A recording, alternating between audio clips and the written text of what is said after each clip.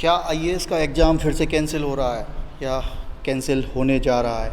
जानिए पूरा सच सभी तथ्यों के साथ मित्तल सर के साथ। नमस्कार दोस्तों, मेरा नाम कपिल मित्तल और मैं आज यहाँ पे आईएएस एग्ज़ाम से रिलेटेड कुछ महत्वपूर्ण जानकारी आप लोगों के सामने लाया हूँ। वजह क्या है कि इसके पीछे बहुत सारे र्यूमर्स मार्केट में फैल रहे हैं। बहुत सारे मेरे स्टूडेंट्स मेरे से एक सवाल बराबर पूछ रहे हैं लॉकडाउन के टाइम से ही कि सर इस वर्ष कोरोना के चलते, कोरोना महामारी जो फैल रही है, तो क्या इसके चलते ये आईएएस का एग्ज़ाम जो है ये यूपीएससी को कंडक्ट कराना चाहिए या नहीं।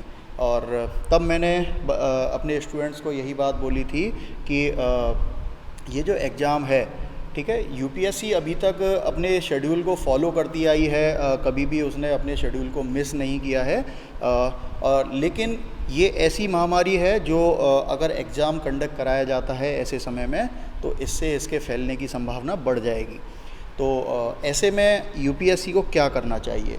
तो ऐसे में यूपीएससी ने एक कमेटी बैठाई और उस कमेटी ने जो है ये इंटरनल कमेटी बैठाई थी मिनिस्ट्री ऑफ होम अफेयर्स से सलाह मशवरा करके, और उस कमेटी ने ये सुझाव दिया कि इस एग्ज़ाम को अभी फ़िलहाल ये जो डेट दी गई है, तो इस डेट को इसे मई में कैंसिल करना चाहिए और इसको आगे बढ़ाया जाना चाहिए। ठीक है, और चलिए इससे रिलेटेड बातें जो हैं हम और करेंगे, लेकिन इससे पहले सबसे पहले हम ये जान लेते हैं कि ये आईएएस का एग्ज़ाम क्या होता है और कौन इसे कंडक्ट कराता है। एक छोटा सा ब्रीफ हम इसे जान लेते हैं, समझ लेते हैं ये क्या होता है। दोस्तों चलते हैं ये आईएएस के एग्ज़ाम के पैटर्न के विषय में हम जानते हैं। और ये आईएएस का जो एग्ज़ाम है इसे ये इंडिया में सिविल सर्विसेज एग्ज़ाम या सीएसई के नाम से जाना जाता है, और इसको एग्ज़ाम कंडक्ट कराने वाली संस्था जो है वो है UPSC, union public service commission. ठीक है, और ये जो है इंडिया का मोस्ट कोवेटेड एग्ज़ाम है, सबसे बड़ा एग्ज़ाम है, और इससे जो इंडिया की सबसे महत्वपूर्ण सर्विसेज हैं, जो गवर्नमेंट की सर्विसेज जो सर्वोच्च पदों पर हैं, जैसे कि IAS Indian administrative services, Indian foreign services, IPS Indian police service and IRS Indian revenue service, ऐसी अन्य और बहुत सारी सर्विसेज हैं जिनमें इसके माध्यम से, इस एग्ज़ाम के माध्यम से सिलेक्शन होता है। अब इस एग्ज़ाम के पैटर्न के विषय में हम बात करें तो यह एग्ज़ाम जो है वो 3 चरणों में कंडक्ट कराती है यूपीएससी। पहला है प्रारंभिक या प्रिलिमिनरी स्टेज बोलते हैं, और दूसरा है मुख्य परीक्षा। और यह जो प्रारंभिक परीक्षा है वह ऑब्जेक्टिव टाइप के क्वेश्चंस पूछे जाते हैं, जहाँ पे मल्टीपल चॉइस पेपर होता है। ठीक है, और मेंस की जो मुख्य परीक्षा होती है वो डेस्क्रिप्टिव टाइप की होती है, जिसमें हमें सब्जेक्टिव फॉर्मेट में आंसर लिखने होते हैं। इनके बाद में जो तीसरी स्टेज होती है वो इंटरव्यू होती है, जिसे वाइवा वॉइस या पर्सनैलिटी टेस्ट भी बोला जाता है। तो ये 3 स्टेज, पहले बच्चे जो है प्रीलिम्स का एग्ज़ाम देंगे, प्रीलिम्स क्लियर करने पर मेंस का एग्ज़ाम देंगे। यहाँ पे देखने की बात यह है, जो प्रीलिम्स का एग्ज़ाम है यह क्वालिफाइंग नेचर का है, और इसके जो मार्क्स हैं वो मेंस में नहीं जोड़ते हैं या फाइनल सिलेक्शन में नहीं जोड़ते हैं। वहीं जो बच्चे प्रीलिम्स क्लियर कर लेते हैं वो बच्चे मेंस देते हैं। और यहाँ देखने की बात ये है कि यहाँ पे हमारे 7 पेपर होते हैं जो अभी हम डिस्कस करेंगे, उनमें से कुछ पेपर क्वालिफाइंग नेचर के होते हैं और कुछ पेपर जो हैं वो हमारे मेरिट के लिए काउंटिंग में आते हैं। और उनकी जो काउंटिंग है उसके आधार पर एक मेरिट लिस्ट लगती है, और जिसके आधार पर बच्चे जो हैं वो इंटरव्यू स्टेज में जाते हैं। और इंटरव्यू में हमारे जो 275 मार्क्स का होता है, उसके मार्क्स को जोड़ने के बाद एक मेंस और इंटरव्यू की जो कलेक्टिव क्यूमुलेटिव जो मार्क्स होते हैं उसके आधार पर फाइनल मेरिट लिस्ट तैयार होती है, और उसके बाद सिलेक्शंस हो जाते हैं। तो यहाँ पे जो इसके विषय में थोड़ा सा और देखेंगे, ये ऑल इंडिया लेवल का एग्ज़ाम है, यूपीएससी कंडक्ट कराती है। एग्ज़ाम मोड जो है ये ऑफलाइन मोड में होता है, पेन एंड पेपर मोड में, अभी ऑनलाइन मोड में चालू नहीं हुआ है, लेकिन हो सकता है। नंबर ऑफ़ वैकेंसीज़ की बात करें तो ये घटती बढ़ती रहती हैं। 2018 में 769 थी, 2000 वर्ष में 896 थी, 2020 में फिर से चेंज हो जाएंगी। और यहाँ एलिजिबिलिटी की बात करें तो जनरल कैटेगरी के लिए यहाँ पे 21 वर्ष से लेकर 32 वर्ष की आयु के बच्चे जो हैं इसमें अपीयर हो सकते हैं। वहीं ओबीसी वालों के लिए 3 साल का रिलैक्सेशन रहता है और SC ST वालों के लिए 5 वर्ष का एडिशनल रिलैक्सेशन रहता है। वहीं नंबर ऑफ़ अटैम्प्ट्स की बात करें तो जनरल कैटेगरी के लिए 6 अटैम्प्ट्स अवेलेबल हैं और वहीं ओबीसी के लिए यहाँ पे 3 अटैम्प्ट्स और SC ST के लिए अनलिमिटेड अटैम्प्ट्स यहाँ पे अवेलेबल हैं। इसके प्रीलिम्स एग्ज़ाम की हम बात करें तो यहाँ पे 2 पेपर होते हैं। पहला पेपर जनरल साइंस का या जनरल स्टडीज़ का होता है और दूसरा पेपर CSAT का होता है जिसे हम एप्टीट्यूड टेस्ट भी बोलते हैं। दोनों पेपर MCQ फॉर्मेट में होते हैं, मल्टीपल चॉइस क्वेश्चंस, और जो इसका स्टैंडर्ड होता है वो बैचलर डिग्री लेवल का जो हम बैचलर डिग्री लेवल पे जो अध्ययन करते हैं अपने स्नातक लेवल पे उस लेवल का होता है। वहीं इसमें पहले पेपर की बात करें जिसे GS का पेपर बोलते हैं, इसमें 100 क्वेश्चन आते हैं। समय जो निर्धारित है इसके लिए 2 घंटे है यानी कि 120 मिनट, और इसमें जो टोटल मार्क्स हैं वो हैं 200। और वहीं दूसरा पेपर जो है जैसे CSAT बोलते हैं, ये क्वालिफाइंग नेचर का है, इसमें 80 क्वेश्चन आते हैं। इसके लिए भी निर्धारित समय 120 मिनट है और यहाँ पे भी 200 मार्क्स निर्धारित किए गए हैं। वहीं इसमें एक और महत्वपूर्ण बात ये है कि ये जो पेपर है ये इसमें नेगेटिव मार्किंग होती है, और नेगेटिव मार्किंग कितनी होती है, ये 1/3 होती है। ठीक है, आपके अगर 3 क्वेश्चन गलत हैं और 1 क्वेश्चन आपका सही है तो आपका बैलेंस होके 0 हो जाएगा। ठीक है, तो वहीं एक और महत्वपूर्ण बात कि जो CSAT है इसमें ये क्वालिफाइंग नेचर का है। क्वालिफाइंग तो पूरा है ओवरऑल, लेकिन CSAT के जो मार्क्स हैं वो जुड़ते नहीं हैं। तो इसमें कैसे निर्धारण होता है, यहाँ पर जो है CSAT के जो भी मार्क्स होंगे वो हमें मिनिमम 33% हमें लाने हैं। ठीक है, तो 33% लाने के लिए हमें मिनिमम 27 क्वेश्चंस को क्लियर करना होगा आउट ऑफ 80। आगे बढ़ते हैं तो जो बच्चे इसमें प्रीलिम्स में ये CSAT का पेपर ये सेकंड पेपर क्लियर कर लेते हैं और उनकी जो है वो GS पेपर 1 की जो मेरिट लिस्ट बनती है और उसके आधार पर बच्चे मेंस में पहुंचते हैं। इसके सिलेबस की बात करें तो ये जो है स्कूल और कॉलेज लेवल का पूरा इसमें सिलेबस है, जिसमें हमारे current events national and international importance के हैं, हिस्ट्री है, इंडियन नेशनल मूवमेंट है जो भारत की आज़ादी की लड़ाई है उससे रिलेटेड। यहाँ पे आपके इंडियन ज्योग्राफी, वर्ल्ड ज्योग्राफी आती है जिसको हम और भी कई हिस्सों में बांट सकते हैं। इंडियन पॉलिटी के विषय में यहाँ क्वेश्चंस आते हैं, गवर्नेंस के विषय में आते हैं, और यहाँ पे ये पब्लिक पॉलिसी है, इकोनॉमिक एंड सोशल डेवलपमेंट से रिलेटेड क्वेश्चंस आते हैं। यहाँ पे जो पॉवर्टी है, इंक्लूजन है, सस्टेनेबल डेवलपमेंट है, बहुत ही महत्वपूर्ण यहाँ पे सेक्शंस हैं। और आगे बात करें तो इसमें जो है अभी डायनेमिक टाइप का जो एनवायरनमेंट हमारा जो है ये एनवायरनमेंट बहुत महत्वपूर्ण टॉपिक हो गया है। तो एनवायरनमेंट एंड इकोलॉजी से रिलेटेड क्वेश्चंस आते हैं, बायोडाइवर्सिटी, क्लाइमेट चेंज से रिलेटेड क्वेश्चंस आते हैं और जनरल साइंस से आते हैं जिसको हम साइंस टेक भी बोलते हैं। और इसमें जो CSAT का पेपर है इसको अगर हम मोटा मोटा ब्रेकअप करें तो इसमें केवल 3 चीज़ें हैं, मैथ्स है और रीजनिंग है, और अगर हम इसे तीसरा और कंसीडर करें तो यहाँ पर हमारे ये कॉम्प्रीहेंशन, ये 3 कैटेगरीज में हम इसे बांट सकते हैं। यहाँ पर मैथ प्लस DI बोल सकते हैं, डेटा इंटरप्रिटेशन, और इस तरीके से ये जो है हमारा पेपर 3 सेगमेंट्स में है और इस पेपर को क्वालिफाई करना बहुत ही आसान है क्योंकि हमें 80 क्वेश्चन में से लगभग 27 क्वेश्चन बिल्कुल सही करने हैं। ठीक है, इसकी स्ट्रेटजी पर हम अलग फिर कभी बात करेंगे कि इसको पेपर को इजीली कैसे पास किया जाए बहुत कम से कम मेहनत करके। ठीक है, तो ये हमने सिलेबस इसका देखा। और इसके बाद जो है ये मेंस का पेपर होता है जिसमें हमारे 7 पेपर होते हैं। इनमें से 7 पेपर तो वो हैं जो हमारे जुड़ते हैं और प्लस 2 हमारे क्वालिफाइंग नेचर के पेपर होते हैं। इसमें हम यहाँ आए पेपर के पैटर्न को देखने के लिए। तो पहला पेपर ए जो है वो कोई भी one of the Indian languages का होता है।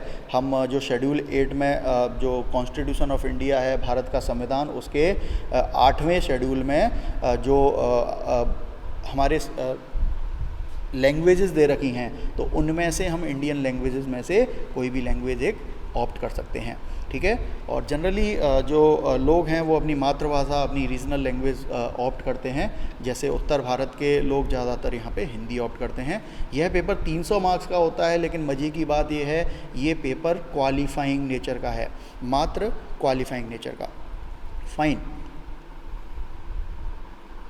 तो क्वालिफाइंग नेचर का है, सॉरी,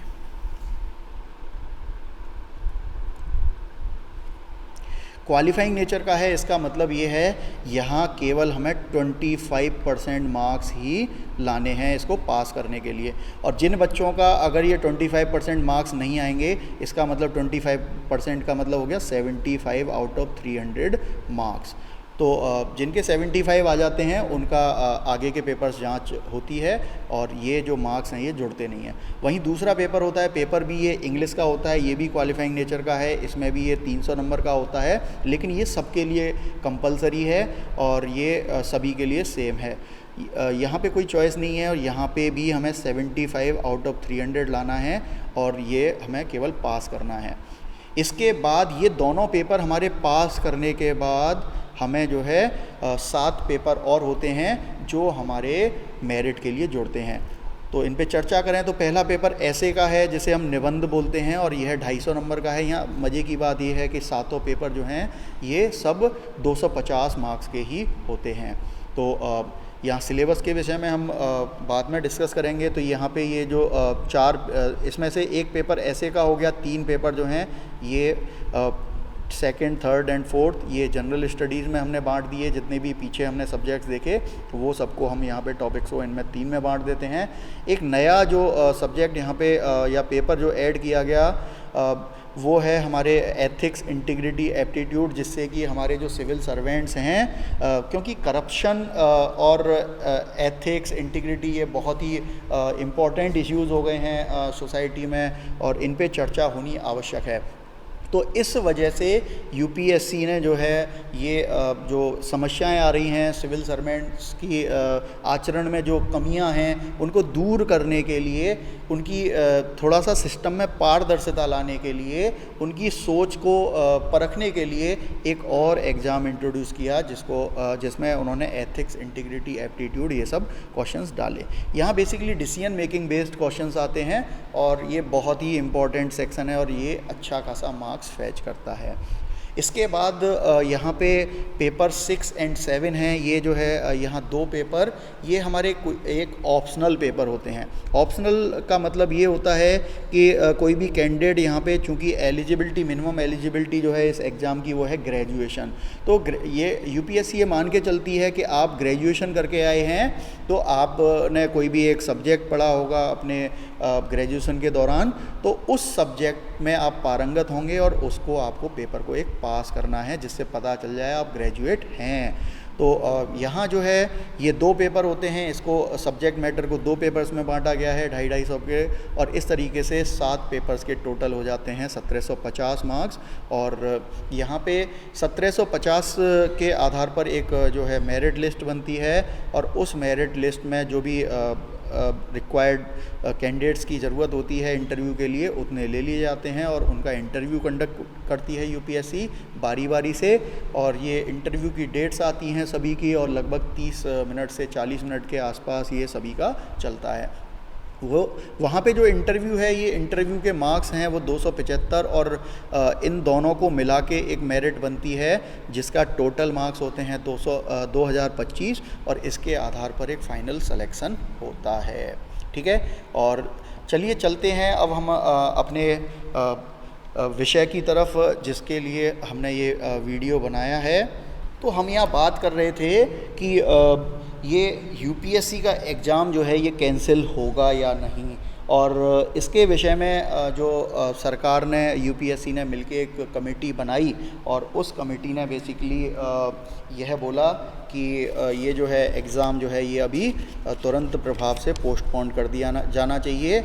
और पहली बार में फिर उन्होंने इसमें डेट्स बदली और एक्चुअल में क्या हुआ कि ये जो कोरोना महामारी है इसके चलते ज़्यादातर ये जो बच्चे होते हैं ना जो इसकी तैयारी करते हैं वो ज़्यादातर बड़े बड़े शहरों में करते हैं, क्योंकि वहाँ पे ही इनकी बड़ी बड़ी कोचिंग्स हैं। तो गांव देहात से और छोटे छोटे शहरों से जो हैं बच्चे बड़े शहरों की तरफ वहाँ रहते हैं, जैसे दिल्ली है, जयपुर है, आपके अहमदाबाद है, इलाहाबाद है, पटना है, कुछ ऐसे बड़े शहरों में यहाँ पे बच्चे रहते हैं और वहाँ तैयारी करते हैं। लेकिन कोरोना के वजह से जो लॉकडाउन लगाया गया मोदी जी के द्वारा, हमारे डियर प्रधानमंत्री जी के द्वारा, हमारे जनहित में जो डिसीजन लिया गया और उसका जो है हमारे भारतवासियों ने सभी ने शब्द से और हृदय से जो पालन किया, तो उसके चलते ये जितने भी स्टूडेंट्स थे ये वहाँ से छोड़ के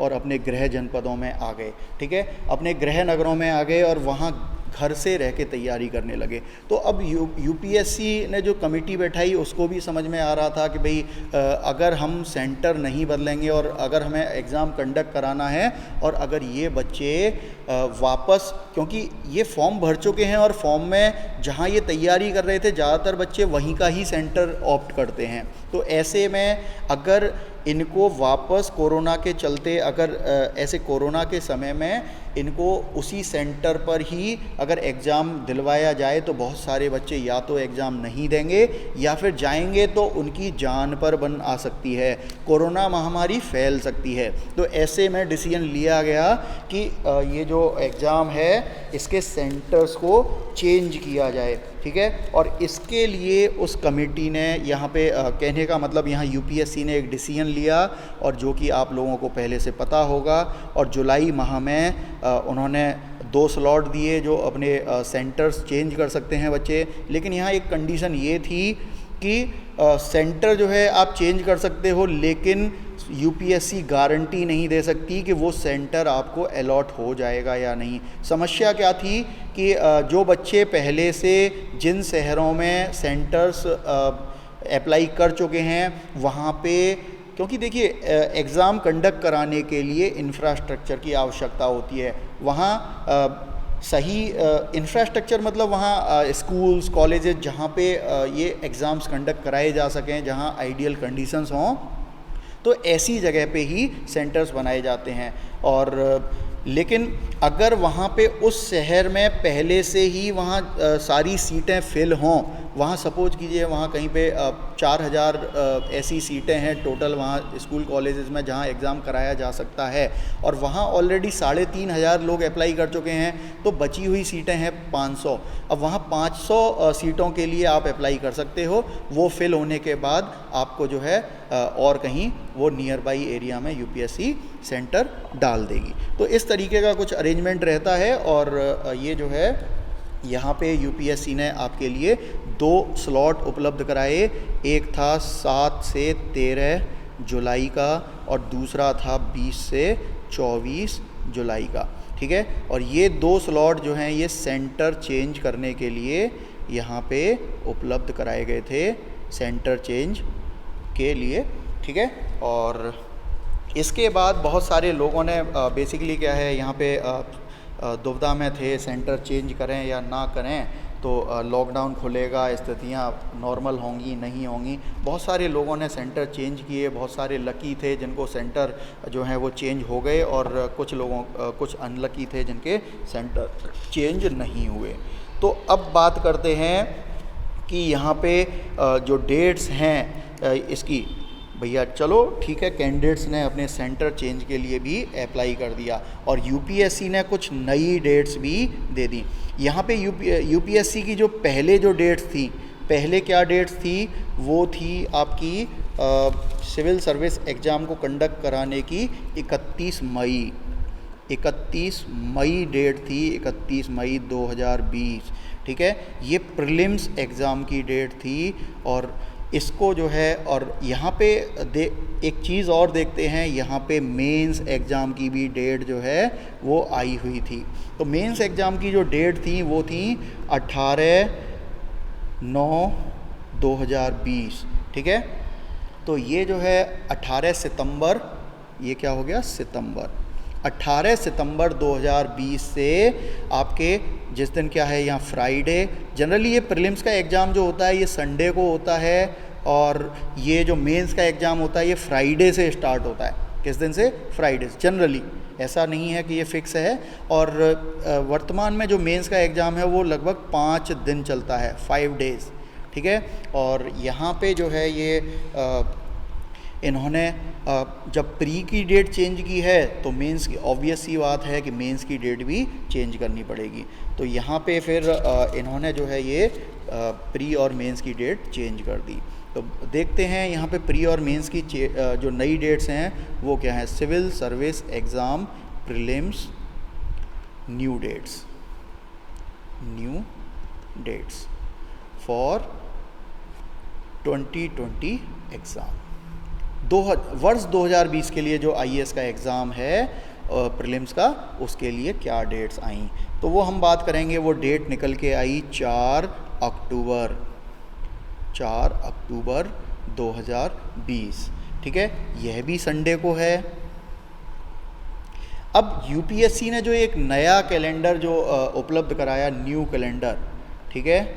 यूपीएससी अपनी वेबसाइट जो है उस पर जो है ये यूपीएससी की वेबसाइट पर हमेशा एक अपने पूरे वर्ष के जो भी कैलेंडर है, जो भी एग्ज़ाम ये कंडक्ट कराई, क्योंकि यूपीएससी बहुत सारे एग्ज़ाम्स कंडक्ट कराती है ग्रुप ए के, ठीक है। तो उसका पूरा एक टाइम शेड्यूल पूरा दे के रखती है। आप भी इसकी यूपीएससी की ऑफिशियल वेबसाइट पे जा सकते हैं और होम पेज पे ही आपको इसकी लिंक मिल जाएगी कैलेंडर की, और वहाँ से आप इनको देख सकते हैं, ठीक है।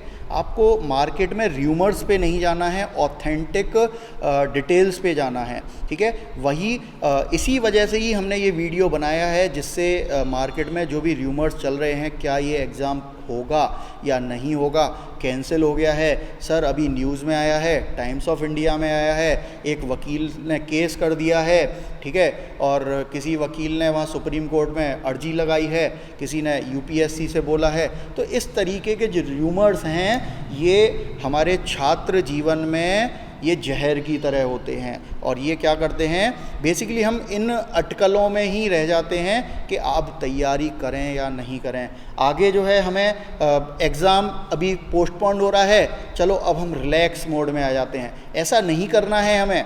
क्यों? क्योंकि हमारी तैयारी अभी, हमें मंजिल नहीं मिली है, हमें मंजिल दूर है, हमें अभी अनवरत चलना है, हमें अपनी तैयारी को बीच में नहीं छोड़ना है। तो अब हम बात करते हैं, ये भाई साहब ये नई डेट आ गई, ये आपके सिविल सर्विस एग्ज़ाम की, प्रीलिम्स की, और अब बात करते हैं कि मेंस की डेट क्या आई, ठीक है।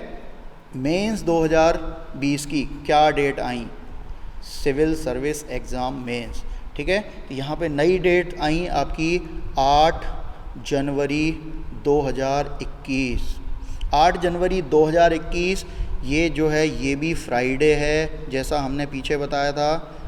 ये फ्राइडे को जनरली एग्ज़ाम कंडक्ट कराते हैं, और जैसा ये इनका 5 दिन का कार्यक्रम रहता है, 5 डेज़ प्रोग्राम।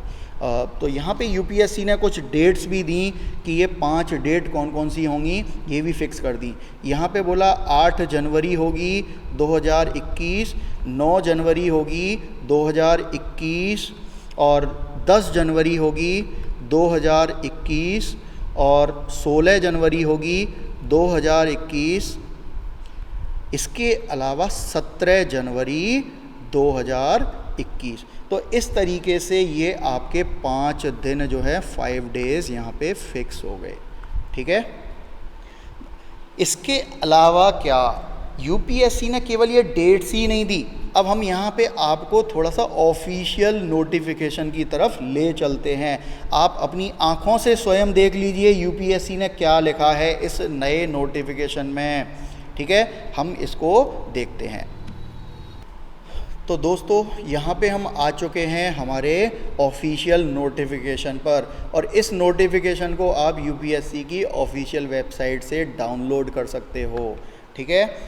तो यूपीएससी की ऑफिशियल वेबसाइट में अभी आपको यहाँ डिस्क्रिप्शन में आपको लिंक प्रोवाइड कर दूँगा, जहाँ से आप ये सब नोटिफिकेशंस बराबर देख सकते हो। यहाँ आपको ये देखने के लिए मेरी भी आवश्यकता नहीं है, आप बराबर वही टाइप कीजिए गूगल पे और आप वहाँ से देख लीजिए।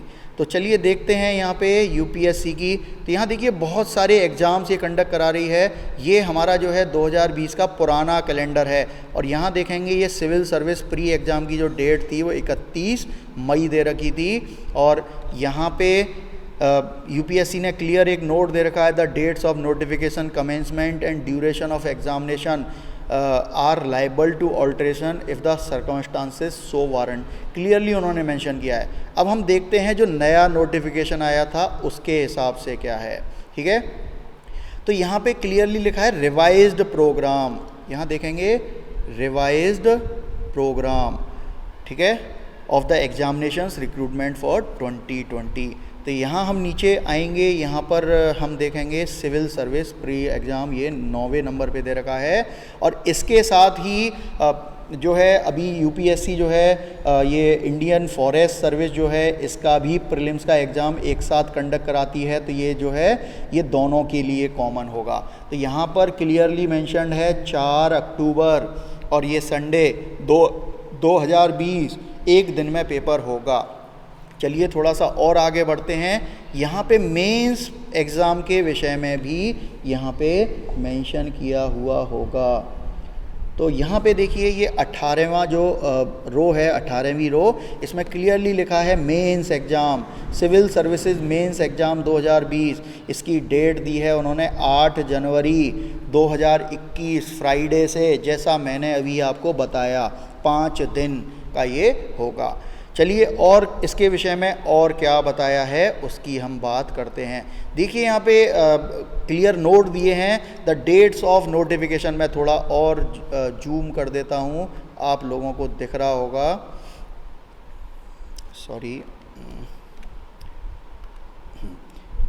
यहाँ देखिए the dates of notification commencement and duration of examination are liable to alteration if the circumstances so warrant. इसका मतलब यह है कि यूपीएससी अभी भी श्योर नहीं है कि हम इन डेट्स पे एग्ज़ाम कंडक्ट करा पाएंगे या नहीं, इसीलिए ये लाइन यहाँ पे उन्होंने क्लियरली मेंशन कर दी है, जिससे कोई आगे लीगल लिटिगेशंस अगर लगती हैं कि भाई आपने डेट को शिफ्ट कैसे कर दिया, तो ऐसी कोई बाधाएं यूपीएससी के सामने न आएँ। उन्होंने क्लियरली यहाँ लिख दिया है कि अगर ऐसी कंडीशंस आती हैं कि हमें इसको मतलब इससे एग्ज़ाम कंडक्ट कराने से कोई समस्या उत्पन्न हो सकती है सामाजिक, तो हम जो है इसको डेट को फर्दर चेंज कर सकते हैं, ठीक है।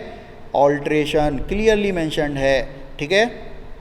दूसरा नोट है common examination for both NDA and any exam. Basically यहाँ पे एनडीए जो सेना में जो लोग जाते हैं, थल सेना, वायु सेना और ये एनए नेवल एकेडमी, तो ये सब के लिए एनडीए का एग्ज़ाम होता है। तो वो भी यहाँ पे उसकी डेट्स यहाँ पे क्लियरली दी हैं और यहाँ पे बोला गया है कि एनडीए बेसिकली एनडीए और एनए का जो एग्ज़ाम है वर्ष में ये 2 बार लेती है यूपीएससी, और ये जो है ये इस बार इन्होंने डिसीजन लिया है कि एग्ज़ाम 1 और 2 मतलब वर्ष में 2 बार जो एग्ज़ाम होते हैं इन दोनों को वो एक साथ कंडक्ट कराएगी। और वो कब कराएगी? वो 6 आपके सितंबर 2020 को कंडक्ट कराएगी। क्लियर है? 6 सितंबर 2020। तो यहाँ पे कोई समस्या नहीं होनी चाहिए। अब बात करते हैं कि मार्केट में जो र्यूमर है कि ये कैंसिल हो गया है और अब जो है नई डेट आ गई हैं, ये 2021 में होगा। चलिए इस विषय पर भी ऑफिशियली यूपीएससी क्या कहती है इसको भी हम देख लेते हैं। चलिए यहाँ पे हमने ये खोल लिया है वर्ष, ये भी जो नोटिफिकेशन है ये भी यूपीएससी की वेबसाइट पे दिया गया है। ये एग्जामिनेशंस का कैलेंडर है जो यूपीएससी 2021 में वर्ष 2021 में कंडक्ट करने वाली है। तो बहुत बारीकी से हम इसे देखेंगे तो यहाँ पे भी सारे एग्ज़ाम्स के विषय में यहाँ दे रखा है, ठीक है। यहाँ देखेंगे तो हमारा फोकस फ़िलहाल जो है वो आईएएस या जिसको हम सिविल सर्विसेज एग्ज़ाम बोलते हैं उस पर है। तो यहाँ हम देखेंगे ये है 8वां column, civil services prelims exam 2021, यहाँ क्लियरली मेंशन्ड है ये 2021 वाली सीरीज़ का एग्ज़ाम है, ये 2020 की सीरीज़ का एग्ज़ाम नहीं है। यहाँ देखेंगे इंडियन फॉरेस्ट सर्विस प्रीलिम्स का एग्ज़ाम, यहाँ पे भी क्लियरली मेंशन्ड है ये 2021 का एग्ज़ाम है, ठीक है। ये जो है थ्रू CSP एग्ज़ामिनेशन 2021, कहीं कोई कन्फ्यूजन नहीं है कि ये 2020 का है 21 का है, यहाँ क्लियरली मेंशन्ड है ये एग्ज़ाम वर्ष 2021 का है। और यहाँ पर ये जो डेट दी गई है पहली वाली, ये नोटिफिकेशन जारी करने की डेट है, यूपीएससी का ऑफिशियल नोटिफिकेशन 10 फरवरी 2021 को इसकी वेबसाइट पर आएगा। और उस नोटिफिकेशन में एक डेट दे रखी होगी आपको जो फॉर्म फिलअप करने की, तो उस डेट से आप अंतिम डेट वो भी दे रखी होगी, और वो अंतिम डेट है जो एप्लीकेशन फॉर्म, यहाँ पे जो स्टार्टिंग डेट है वो नहीं दे रखी, वो नोटिफिकेशन में दे रखी होगी, और जो अंतिम डेट है वो यहाँ देती है, वो अंतिम डेट है 2 मार्च 2021, ठीक है। और यहाँ एग्जामिनेशन जो प्रीलिम्स का एग्ज़ाम होगा प्रारंभिक परीक्षा का, उसकी डेट दे रखी है 27 जून, बहुत क्लियरली मेंशन्ड है, एक दिन का एग्ज़ाम है और ये 2 पालियों में होता है, ठीक है। यहीं इसके विषय में हम मेंस की बात करते हैं, तो यहाँ हम बात करेंगे सिविल सर्विसेज मेंस एग्जामिनेशन, यहाँ भी क्लियरली वर्ष जो है मेंशन्ड है 2021, और ये जो है 17 सितंबर 2021 जो कि फ्राइडे है, ठीक है, शुक्रवार, और 5 दिन का होगा, इसके लिए यहाँ पे क्लियर मेंशन्ड है, ठीक है। और ध्यान देंगे यहाँ पे देखिए, ये वर्ष 2021 की सीरीज़ के जितने भी एग्ज़ाम हैं केवल उनकी है, इसीलिए यहाँ पर सिविल सर्विसेज मेंस एग्ज़ाम 2020 जो कि हमारा यहाँ हमने देखा था कब होने वाला है, ये हमारा जो है यहाँ पे 8 जनवरी 2021 से चालू होने वाला है, उसके विषय में इसीलिए यहाँ पे नहीं दे रखा है, क्योंकि ये जो कैलेंडर है ये क्लियरली 2021 का है, ठीक है। और वो जो कैलेंडर था वो वर्ष 2020 के एग्ज़ाम्स का है, इसीलिए उनकी जो भी डेट्स हैं वो उसी में मेंशन की गई हैं। तो प्यारे दोस्तों, यहाँ पे जो है आप लोगों को ज़रा भी कंफ्यूज होने की आवश्यकता नहीं है। मेरे को एक स्टूडेंट ने जो है एक लिंक भेजी थी, और उसमें मैं आपको पढ़ के बताता हूँ।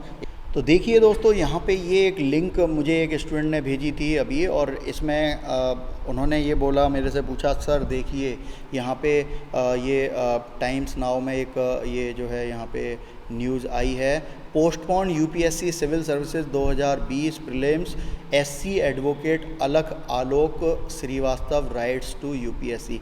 यहाँ ये बिल्कुल, यहाँ पे बिल्कुल ये नहीं बोला गया है कि ये जो सुप्रीम कोर्ट के एक एडवोकेट साहब हैं श्रीमान अलख आलोक श्रीवास्तव जी, इन्होंने कहीं पे भी ऐसा नहीं बोला है, या इस न्यूज़ में इन चैनल वालों ने ये बिल्कुल नहीं बोला है कि यूपीएससी ने कैंसिल कर दिया है, ठीक है।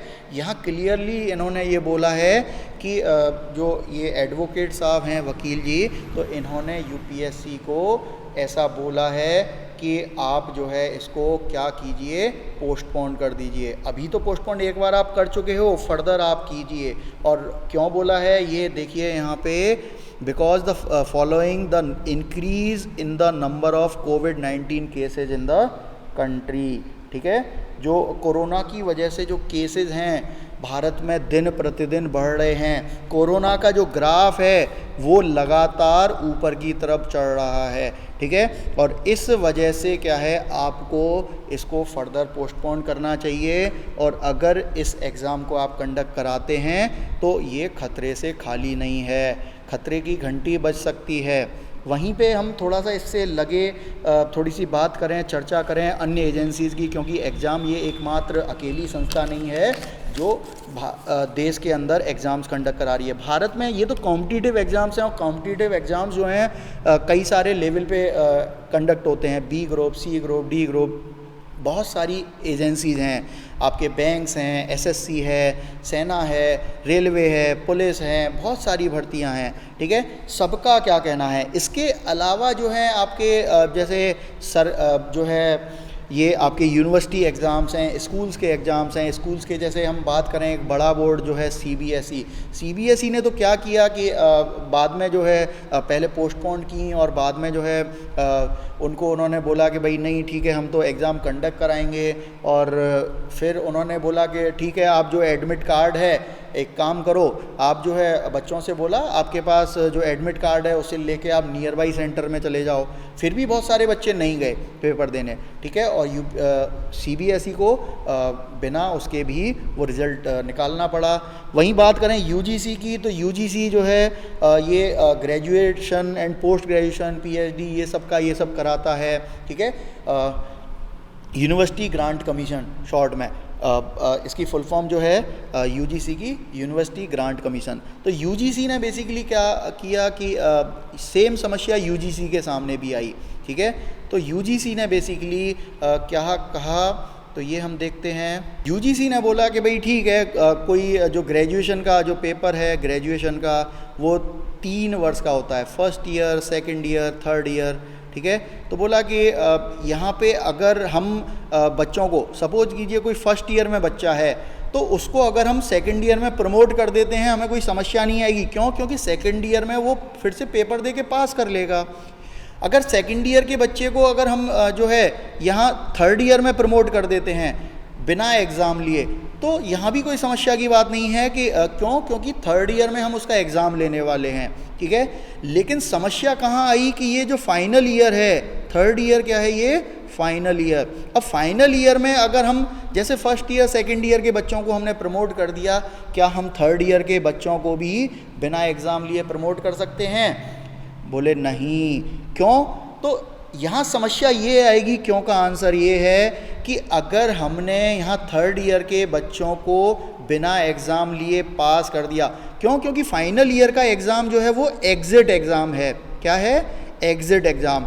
इसका मतलब आप डिग्री से एग्ज़िट कर रहे हो, आप डिग्री कंप्लीशन कर रहे हो, और इसीलिए इस एग्ज़ाम को जब आप दोगे तो इस एग्ज़ाम के बिना जो है इस डिग्री की वैलिडिटी नहीं होगी। ये जो डिग्री है ये आपकी मान्य नहीं होगी। ठीक है, हो सकता है कहीं कहीं पे इसे मान्य कर लें, ठीक है भैया आप लोग कहें कि यूजीसी ने टेस्ट नहीं लिया, लेकिन आपकी जो है उसकी क्रेडिबिलिटी नहीं होगी। लोग कहेंगे ये तो ऐसे ही सर्टिफिकेट बांट दिए थे और ये वो वाले सर्टिफिकेट वाले बच्चे हैं। तो इसीलिए समस्या ये है कि आप लोगों की जो आप लोगों ने मेहनत की है ये ग्रेजुएशन में, पोस्ट ग्रेजुएशन में, सेम कंडीशन वहाँ पोस्ट ग्रेजुएशन में अप्लाई होगी। तो ये जो फाइनल ईयर का एग्ज़ाम है इसको कंडक्ट कराना बहुत ज़रूरी है, जिससे आप लोगों की डिग्री की मान्यता बनी रहे, ठीक है, और जिससे आपकी डिग्री की गरिमा बनी रहे, ठीक है, और आप लोगों की डिग्री पर कोई भी कभी भी प्रश्न चिन्ह ना लगाने पाए, ठीक है। तो इसीलिए बात ये आई कि ठीक है हम फर्स्ट ईयर को यहाँ पे क्या कर दिया, हमने प्रमोट कर दिया, ठीक है, सेकंड ईयर के बच्चों को हमने प्रमोट कर दिया, ठीक है, लेकिन अब थर्ड ईयर के बच्चों को हम जो है एग्ज़ाम लेने वाले हैं, टेस्ट उनका लेने वाले हैं, ठीक है। लेकिन बात आई कि अभी नहीं तो कब? बोले फ़िलहाल हम इसको पोस्टपोन कर देते हैं। अब बात आई इन्होंने यूजीसी ने सरकार के पाले में डाल दी, कब करेंगे? जब सरकार कहेगी, ठीक है, सरकार इस पर डिसीजन देगी। बात जो है मामला आपके सुप्रीम कोर्ट में भी पहुंचा, उन्होंने बोला ठीक है जी आप ही डिसाइड कर लीजिए, देख लीजिए, ठीक है। और यहाँ पे जो है सरकार भी डिसीजन नहीं ले पा रही है, क्योंकि सरकार को भी सिचुएशन का अभी सरकार जो है आप लोगों का, जनता का जो है हित चाह रही है, ठीक है, उसको बहुत सारी चीज़ें देखनी है, सरकार को बहुत पहलुओं से सिचुएशन को एनालाइज करना है, उनको ये कोरोना महामारी को ख़त्म भी करना है, इसको जड़ से ख़त्म करना है। वर्तमान में जो इसके केस बढ़ रहे हैं, इसका ग्राफ जो है वो लगातार ऐसे बढ़ रहा है, ठीक है, ये ग्राफ जो है ये कम नहीं हो रहा है, गिर नहीं रहा है। और जब सरकार को ये लगेगा, फ़िलहाल जो है जो यूजीसी की तरफ से, सरकार की तरफ से सिचुएशन को टालने के लिए जो डेट्स दी जा रही हैं वो सितंबर की दी जा रही हैं, सितंबर मंथ की दी जा रही हैं, सितंबर 2020, ठीक है। सितंबर मंथ की जो डेट्स दी जा रही हैं तो वो मान के चल रहे हैं कि या तो इस समय पर ये सिचुएशन अंडर कंट्रोल होगी, या फिर जो है हम फर्दर सितंबर आने तो दो, सितंबर में हम सिचुएशन को फिर से एनालाइज करेंगे, और अगर कंडीशंस अलाउ करेंगी, परमिट करेंगी, तो हम जो है इन एग्ज़ाम्स को कंडक्ट कराएंगे, और अदरवाइज़ हम क्या करेंगे, फर्दर इसको पोस्टपोन कर देंगे, ठीक है। वही सिचुएशन सभी एग्ज़ाम्स के लिए बनी हुई है मेरे प्यारे दोस्तों। यहाँ पे जितने भी स्कूल्स हैं, जितने भी कॉलेजेस हैं, ठीक है, ये सब बंद पड़े हुए हैं। अभी जो है केवल ऑनलाइन चल रहा है। ऑनलाइन क्या, ऑनलाइन क्लासेस, ठीक है। और ऑनलाइन क्लासेस जो हैं वो उनकी बाढ़ आई हुई है मार्केट में, ठीक है। और आप जो है इसमें गोता लगा सकते हैं, वहाँ से बेनिफिट ले सकते हैं। मेरी प्योर राय आप लोगों के लिए यही है, सजेशन यही है, आप लोग किसी भी मार्केट में कोई भी कैसा भी र्यूमर आए, आप जो है रुकने वाले नहीं हैं, आपको अपने कदमों को रोकना नहीं है, आप बस पढ़ाई करते रहिए। आपने जो लक्ष्य बनाया हुआ है, जो आपका निर्धारित लक्ष्य है, उसकी तरफ आप निरंतर चलते रहिए, ठीक है। आपको अपने रास्ते में कहीं भी रुकना नहीं है, और आप निरंतर चलते रहेंगे तो आपको मंजिल अवश्य ही मिलेगी। आपको एक बात और बता दूं दोस्तों, बहुत ही महत्वपूर्ण है, आप लोगों को ये मोटिवेशन देगी ये बात क्या है, बेसिकली जो आप लोगों ने वर्ष 2020 के जो भी आपने, हो सकता है आईएएस का एग्ज़ाम के लिए फॉर्म भरा है, आपने किसी एसएससी के लिए भरा है, ठीक है, आपने जो है बैंक के लिए भरा है, आपने रेलवे के लिए भरा है, या फिर आपने कोई भी अन्य कोई एग्ज़ाम भरा है, ठीक है। आपने जो भी एग्ज़ाम भरा है 2020 के लिए, आप लोगों को पता होना चाहिए आप लोग पहले से ही बेरोज़गार हैं, और आप लोग पहले से तैयारी कर रहे हैं। आप लोगों में से बहुत सारे लोग इस तैयारी में आपका जो भी लेवल है उसमें कोई 70% पे होगा, कोई 80% पे होगा, कोई 90% पे होगा। बहुत कम लोग होंगे, या जो भी लोग होंगे वो 100% तैयारी करके बैठे हैं, ठीक है। कोई हो सकता है, मैंने यहाँ और भी लेवल हो सकते हैं, कोई 50%, कोई 30%, लेकिन आप लोगों के लिए गोल्डन अपॉर्चुनिटी है।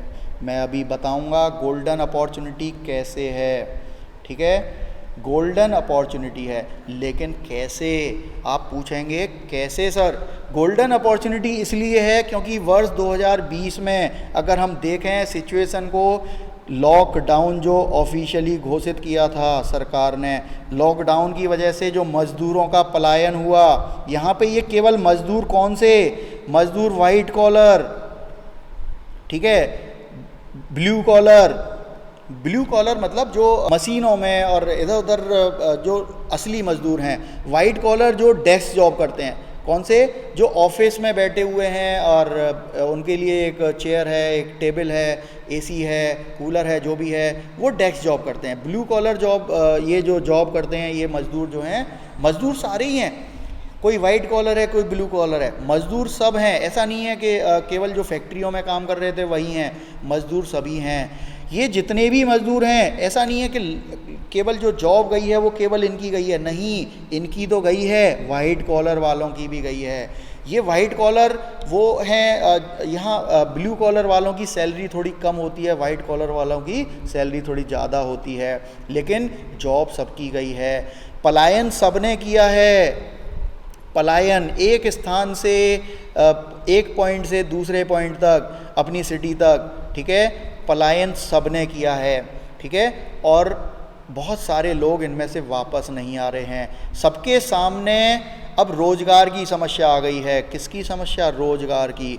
अब ये भी नहीं चाहते कि हम फर्दर ऐसी ही जॉब में जाएं जहां फर्दर इसी तरीके की समस्या बनी रहे। परिस्थितियां बहुत चेंज हो चुकी हैं, परिस्थितियां सामान्य नहीं हैं। तो ऐसे में रास्ता क्या दिखता है?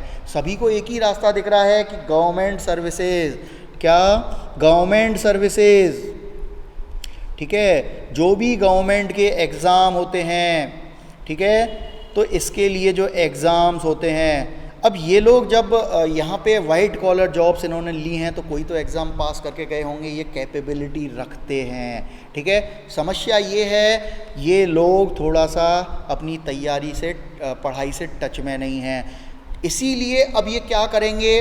लेकिन समस्या इनके लिए ये है कि आप लोग यहाँ पे 2020 के जो भी फॉर्म्स थे, एग्ज़ामिनेशन के जो फॉर्म्स थे, ठीक है, वो आप भर चुके हो, ठीक है। लेकिन ये जो लोग हैं ये जो है फॉर्म नहीं भर पाए हैं, ठीक है। इनमें से बहुत सारे लोग, अब आप कहेंगे सर ये तो थोड़े बहुत होंगे, हम बात करें कि आईएएस का एग्ज़ाम लगभग 9 से 10 लाख लोग फॉर्म भरते हैं, एसएससी का एग्ज़ाम करोड़ों में लोग फॉर्म भरते हैं, करोड़, ठीक है। रेलवे 4-4, 5-5 करोड़ लोग फॉर्म भरते हैं, ठीक है। तो बात ये आती है ये लोग ऑलरेडी जॉब पे थे, ये फॉर्म नहीं भर पाए हैं। अब हम बात करते हैं इनकी संख्या कितनी है। संख्या का एक अनुमान लगाया जाए न्यूज़पेपर्स के हिसाब से तो लगभग 10 से 15 करोड़ लोगों की जॉब गई है, ठीक है। और ये 10 से 15 करोड़ लोग जो बेरोज़गार हो गए हैं, ठीक है, इनमें से हम 10% को भी पकड़ें तो 1 करोड़ लोग जो हैं वो कोई ना कोई एग्ज़ाम सरकारी नौकरी के लिए प्रयास ज़रूर करेंगे। और जब ये सरकारी नौकरी की तरफ जब ये रुख करेंगे तो आप लोगों का कंपटीशन आगे आने वाले वर्षों में कठिन हो सकता है। मेरी बात समझ में आ रही हो आपको तो सिनेरियो को समझने की कोशिश करिए बच्चों। ये जो एग्ज़ाम है वर्ष 2020 के जो भी आपने फॉर्म भरे हैं, हो सकता है इनमें जो लोग हैं, मान लेते हैं आईएएस की ही बात करें तो आईएएस का जो एग्ज़ाम है, आईएएस का ये 9 से 10 लाख लोग फॉर्म भरते हैं, लेकिन प्रीलिम्स का एग्ज़ाम देने कितने लोग जाते हैं? मुश्किल से 4 लाख लोग, ठीक है, 4 लाख लोग पेपर देने जाते हैं। अब सोचिए बहुत सारे लोगों का सेंटर चेंज नहीं हुआ, ठीक है, बहुत सारे लोग अब दूसरी सिटी मूव नहीं करेंगे, ऐसे में अब कितने लोग एग्ज़ाम देंगे? इन 4 लाख में से मैं समझता हूँ मुश्किल से 2 लाख लोग ही एग्ज़ाम देंगे। बहुत सारे लोग होप छोड़ चुके होंगे कि बोले अब इतना लंबा समय तक तैयारी कौन करेगा, दूसरे शहर में कौन जाएगा, उनके घर वाले सजेस्ट नहीं करेंगे रहने दे बन गया कलेक्टर, ठीक है, ऐसी बात नहीं है। तो आप जो है अब आपका कंपटीशन कम होने वाला है। यहाँ ध्यान देने वाली बात ये है, यहाँ जो कंपटीशन कट हुआ है ये केवल, यहाँ देखिए 2 तरीके के कैंडिडेट होते हैं, एक सीरियस कैंडिडेट होते हैं, एक नॉन सीरियस कैंडिडेट होते हैं, नॉन सीरियस।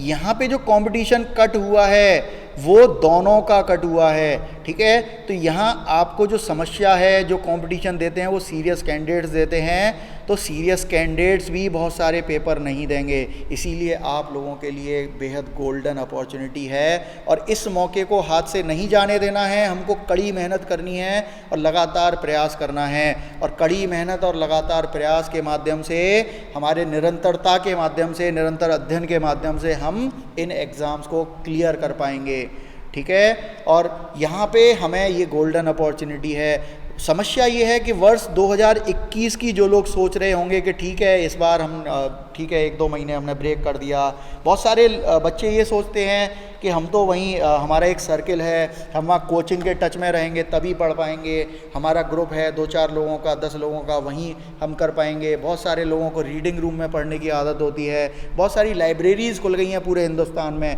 उनमें पढ़ने की आदत है। लेकिन ऐसा नहीं है मेरे प्यारे दोस्तों, आप जो है इन गोल्डन मोमेंट्स को आप मत भूलिए।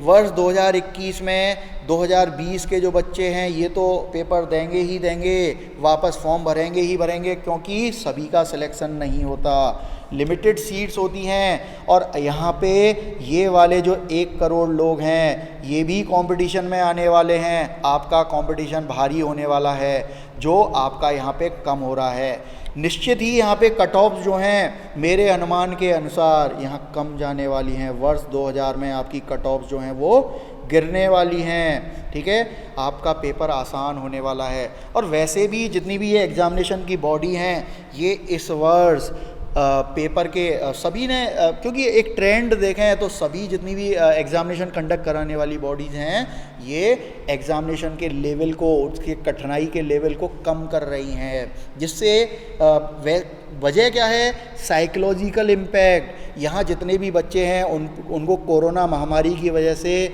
चूँकि वो विस्थापित हुए हैं, एक जगह से दूसरी जगह पलायन करना पड़ा है, संसाधन विहीन हुए हैं, अपने ग्रुप से विहीन हुए हैं, बहुत सारी समस्याएं हैं, ठीक है। कोई रोजगार में लग गया है, क्योंकि पहले घर वाले दे रहे थे, अब घर वाले नहीं कमा रहे हैं, अब उन्हें खुद रोजगार देखना है, उनको खुद अपना पेट पालना है, परिवार का पेट पालना है, ठीक है। उनकी जमा पूंजी ख़त्म हो गई है, ठीक है।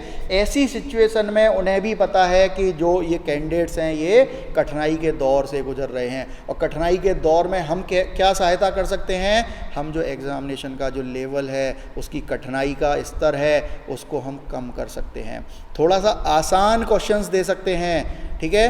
तो यही आपके लिए मेरा एक सुझाव रहेगा। आप इन गोल्डन मोमेंट्स को, ये वर्ष 2020 आप लोगों के लिए गोल्डन वर्ष बन के आया है, इसको आप जरा भी चूकें ना, ठीक है। और आप लोग याद कीजिएगा, और आप लोग यहाँ पे जो है आप लोगों को ये वीडियो कैसा लगा, और आप लोगों के जो भी क्वेश्चंस हैं आप कमेंट सेक्शन में यहाँ पे दीजिए, और जिससे मैं यहाँ पे आपके सभी क्वेश्चंस का यहाँ जवाब देने की कोशिश करूँगा। आप लोगों को लगता है कि किसी भी एग्ज़ाम की तैयारी कैसे करें, वो आप मेरे से पूछ सकते हो। क्योंकि मैं यहाँ पे मैं खुद तैयारी करवाता हूँ, मेरी स्वयं की एक कोचिंग है जो कि कॉम्पिटिशन टाइम्स IAS के नाम से है, और मैं यहाँ पे तैयारी करवाता हूँ, ठीक है। मेरे यहाँ पे जो है ये IAS के सिविल सर्विसेज के लिए आपके प्रीलिम्स और मेंस की कक्षाएं चल रही हैं, जो कि आपके इंग्लिश मीडियम, हिंदी मीडियम दोनों माध्यम में चल रही हैं। यहाँ हम कॉम्प्रिहेंसिव तरीके से आपके लिए UPSC की तैयारी करवाते हैं, ठीक है। और यहाँ आपके CSET, GS ये दोनों सेक्शन चल रहे हैं। अभी ऑप्शंस जो है वो हमने चालू नहीं किए हैं लॉकडाउन में, क्योंकि फैकल्टीज़ यहाँ उतना अवेलेबल नहीं है, तो इस वजह से हम यहाँ पे ऑप्शनल्स अभी टेक नहीं कर रहे हैं, ऑप्शनल्स की हम क्लासेस नहीं दे रहे हैं। इच्छुक कैंडिडेट्स जो हैं वो हमें हमारे नंबर पे संपर्क कर सकते हैं। मैं यहाँ पे नंबर लिख देता हूँ हमारा 81 82 83 82 42। एक बार दोबारा आप देख लीजिए 8182838242, ये मेरा व्हाट्सएप नंबर है। आप इसे सेव कर सकते हैं कपिल मित्तल सर के नाम से, और मेरी कोचिंग का नाम है कॉम्पिटिशन टाइम्स, ठीक है। और अगर आप लोगों को ये वीडियो ज़रा सा भी अच्छा लगा हो और आप लोगों को इससे कोई भी फ़ायदा दिख रहा है, तो आप इसको लाइक कीजिए, इसको अपने फ्रेंड्स के साथ शेयर कीजिए, और सबसे महत्वपूर्ण इस चैनल को आप सब्सक्राइब कीजिए, जिससे आपको इस तरीके के जो भी महत्वपूर्ण टॉपिक्स पर वीडियोज़ हैं वो आपको निरंतर मिलते रहें, ठीक है। और मुझे आप कमेंट कीजिए कि आपको ये वीडियो कैसा लगा, और आपको क्या समस्याएं हैं वो आप प्रोवाइड कीजिए, ठीक है। और यहाँ YouTube पर मैंने जो है ये प्रीवियस ईयर पेपर्स, क्योंकि ये जो एग्ज़ाम है प्रीलिम्स का ये आपके अक्टूबर में जो शिफ्ट हुआ है, तो इसी के चलते मैंने यहाँ पर, चूँकि बहुत सारे बच्चे जो है उनको अब समस्या है, तो बहुत सारे बच्चे बुक्स नहीं खरीद पा रहे हैं, कोई कोचिंग नहीं कर पा रहा है, कोई गाइडेंस नहीं ले रहा है, इसीलिए मैंने अपने स्वयं के प्रयासों से हिंदी मीडियम और इंग्लिश मीडियम में थोड़ा सा समय लग रहा है, मेरा एनर्जी लग रही है, लेकिन मैंने आप लोगों के लिए यहाँ पर जितने भी 25 वर्ष के UPSC सिविल सर्विस एग्ज़ाम जो है, सिविल सर्विस एग्ज़ाम प्रीलिम्स के 25 वर्षों के प्रीवियस ईयर पेपर्स जो हैं सॉल्व, उनको जो है मैं यहाँ डिस्कस कर रहा हूँ। और मज़े की बात यह है कि आप लोग जो सब्जेक्ट वाइज तैयारी करते हैं, तो मैंने इनको कैटेगराइज़ किया है और इनको सब्जेक्ट वाइज यहाँ पे मैं डिस्कस कर रहा हूँ। सबसे पहले मैंने यहाँ पे हिस्ट्री सब्जेक्ट को लिया है, जो बहुत सारे बच्चों का फेवरेट सब्जेक्ट होता है। बहुत सारे बच्चे हिस्ट्री में कंफर्ट में रहते हैं, इसीलिए मैंने यहाँ पे हिस्ट्री को सबसे पहले लिया है। हिस्ट्री जो है यहाँ पे हम 4 भागों में बांटेंगे, और उसमें से सबसे पहला जो है हम एंशिएंट हिस्ट्री, एंशिएंट हिस्ट्री को हमने यहाँ पे लिया है। और यहाँ पे मैं हिंदी मीडियम इंग्लिश मीडियम दोनों में यहाँ क्वेश्चंस को डिस्कस कर रहा हूँ, उनके आंसर्स को डिस्कस कर रहा हूँ और उससे रिलेटेड जो भी फैक्ट्स हैं। क्योंकि यूपीएससी किसी भी टॉपिक पर जब क्वेश्चन पूछती है तो वो उससे दाएं बाएं करके भी अगले वर्षों में क्वेश्चन पूछ लेती है, सेम टॉपिक पर दाएं बाएं। ठीक है, तो इसीलिए यहाँ पे जो भी क्वेश्चंस हैं उनसे रिलेटेड जो भी फैक्ट्स हैं वो भी हम उनमें डिस्कस कर रहे हैं। और जो रिलेटेड मज़े की बात ये है कि इनकी जो पीडीएफ है, ठीक है, वो आपको कहीं जाने की ज़रूरत नहीं है। मैं डिस्क्रिप्शन में इनकी जो है लिंक दे रहा हूँ, आप इनको 1 क्लिक करके बस डाउनलोड कर सकते हो और आप फर्दर इनको पढ़ सकते हो। ठीक है, आप लोगों के लिए ये सुविधा उपलब्ध कराई जा रही है।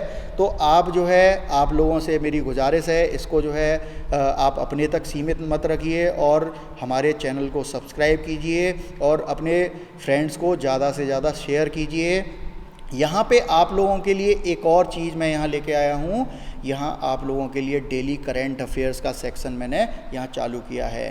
ठीक है, जिसमें मैं जो है आप लोगों के लिए बड़ी बड़ी कोचिंग्स के द्वारा, जहाँ से सबसे ज़्यादा सिलेक्शंस होते हैं, उनके द्वारा रिकमेंडेड जो भी करंट अफेयर्स हैं वो मैं यहाँ डिस्कस करता हूँ, उनकी क्विज जो हैं वो डिस्कस करता हूँ।